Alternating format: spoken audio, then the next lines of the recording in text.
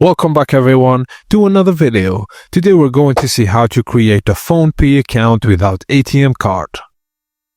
First thing first, you need to download the PhonePe app on Google Play Store or App Store.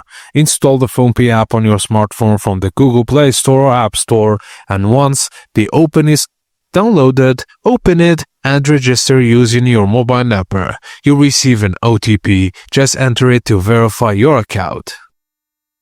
Now once logged in, you can access your profile. Just tap on your profile icon located in the top left corner of the screen. To add a bank account, just enter the Payment Methods section, select Add Bank Account.